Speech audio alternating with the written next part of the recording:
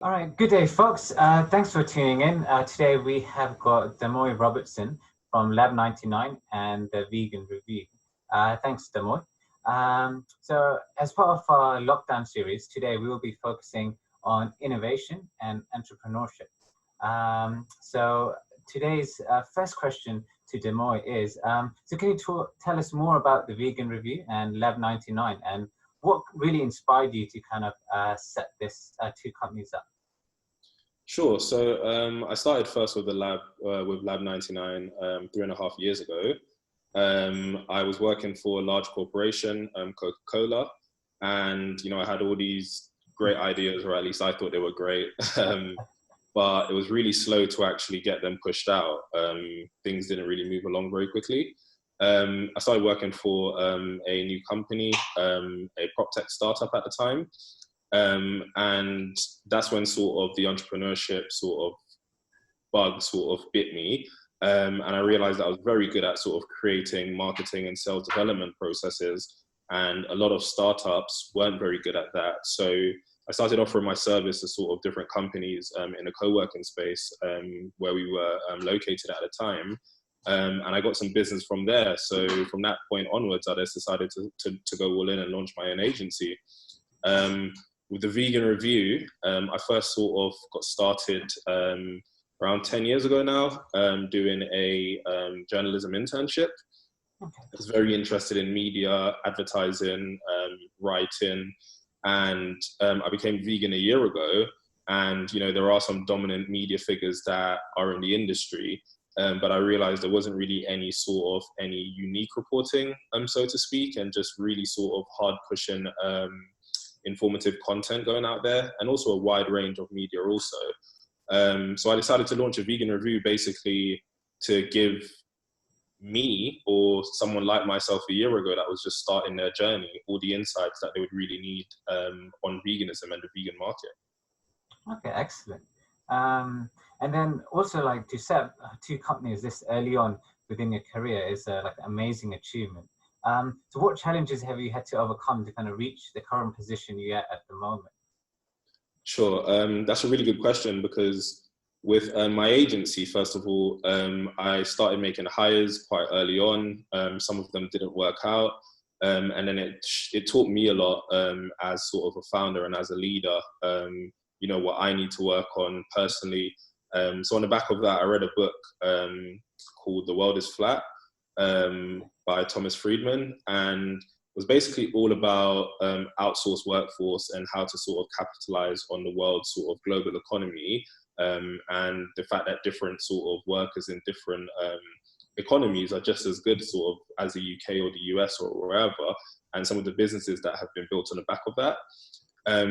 So I decided to adapt that model. Now that did create some sort of friction, because I had to then manage the freelancers, win new business, liaise with clients and stuff like that.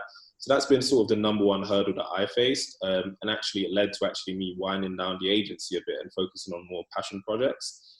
The Vegan Review more so is, a passion project of mine that I, have strong sort of feelings about, not only when it comes to a business standpoint, but personally as well, and ethically. So that was sort of a no-brainer to really launch that and actually start pushing that and get that going. Perfect. So even through LAB99, must be exciting working through these new brands and seeing them grow. But in the given market, what hurdles do you feel that new companies must overcome to be successful?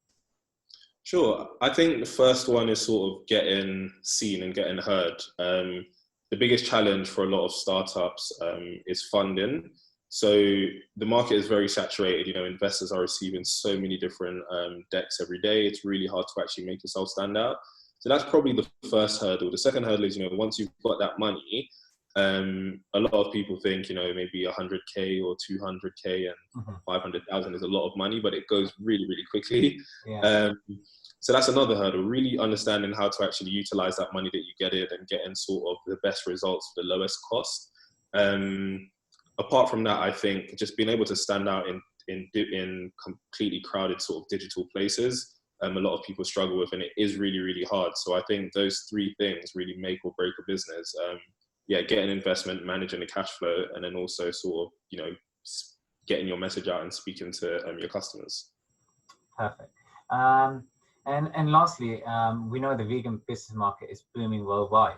Is there a particular area you feel there will be a big hotspot in 2020 or even pushing on to 2021? Sure. So I actually recently spoke to an investor who was speaking about sort of the alternative protein market, the alternative fish market. Also cotton, he mentioned, was sort of, you know, no one knows how to do it yet, but it will potentially be a huge sort of thing when somebody does figure it out. Personally, I'm focused on media personally, hence the vegan review. I think, you know, as markets grow, the sort of need for information and good content also grows along with it. What you'll probably find is a lot of sort of mainstream media will then start to pick up and start to diversify the things that they cover. So for me, I'm all about sort of media and eyes and actually sort of trying to appeal to people. But I do see sort of a lot of opportunities in sort of, you know, leather industry. So people that are creating alternative materials for leather, because I do think sort of eventually we're going to have a lot of cars with vegan leather interiors and things like that. So again, apparel, shoes as well. You know, there's a lot of brands, and your brand especially as well coming up. So as a person that, you know, is really in love with sort of footwear, I like to see new products come out. So any sort of alternative source materials that can be used for sort of leather, or I think is going to be a huge opportunity. Perfect. Thanks for your insight today, Damoy, and hopefully we can see you soon. Thanks. Definitely, no problem.